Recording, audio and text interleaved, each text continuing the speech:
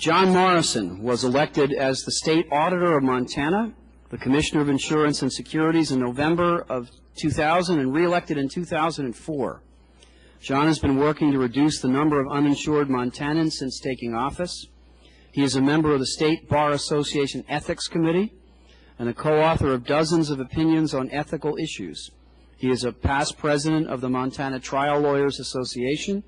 He represented Montana in the state's tobacco litigation, represented the New York Times and other media organizations in the Unabomber case.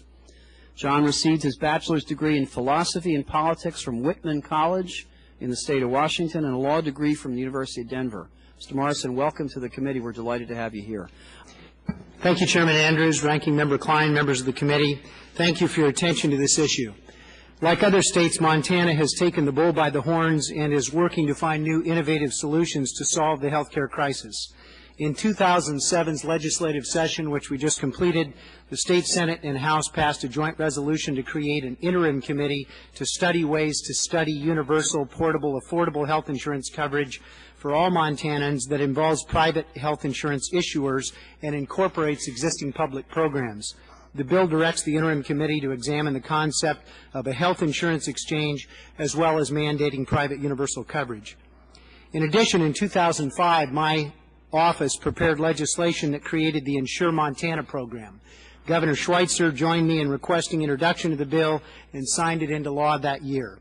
This program, administered by the Insurance Department, creates a voluntary purchasing pool for small employers with 2 to 9 employees and provides premium assistance to both the employees based on income and the employers.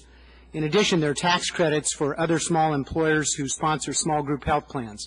Insure Montana now makes health coverage affordable for nearly 10,000 Montana small business employees and their families, and with the help of a federal Medicaid waiver, we hope to raise that to 15,000 in the next biennium.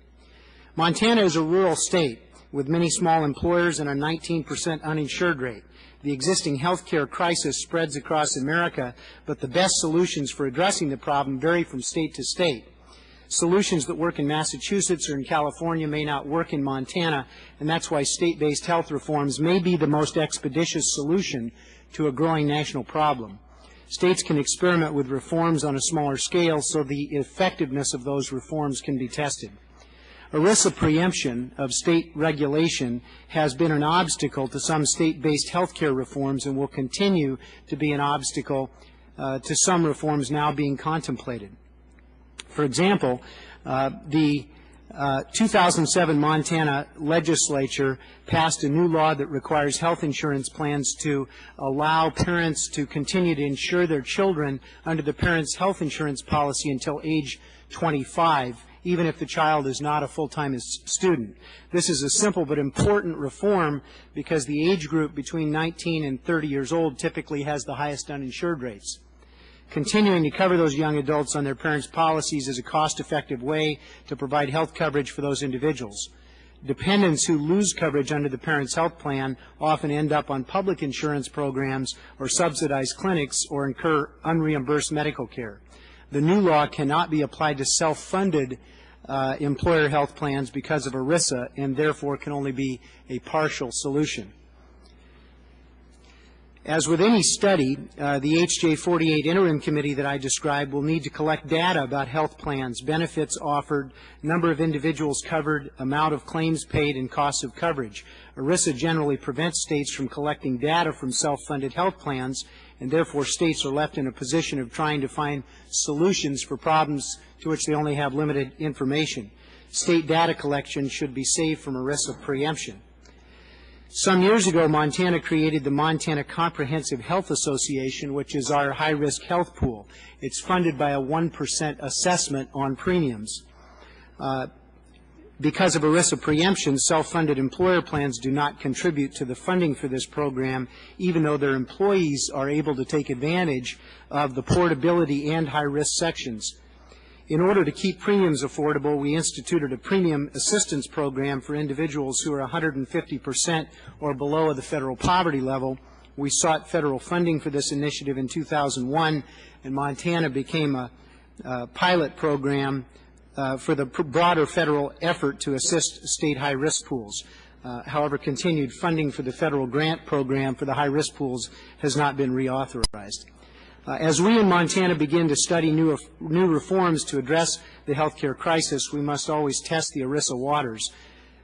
Critics may bring ERISA challenges against state laws, causing uncertainty, significant delay, and significant litigation costs. If the states had the ability to apply to the Secretary of Labor for a waiver of preemption in advance of attempting certain reforms, most of that uncertainty would be removed. Montana also has a dynamic ballot initiative process, and I'm certain that great strides can be made toward covering the uninsured through this process in 2008. However, the specter of ERISA preemption curbs some of the innovative possibilities.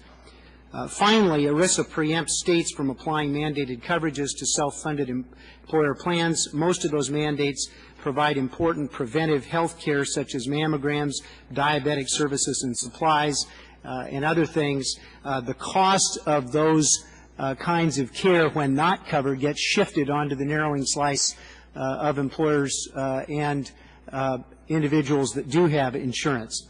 From Maine to Montana, states are starting to get serious about ending the health care crisis. While there are many challenges that require national authority and resources, we hope your approach to health care will empower the states so that we can get out of the wagon and help you pull it over the hill.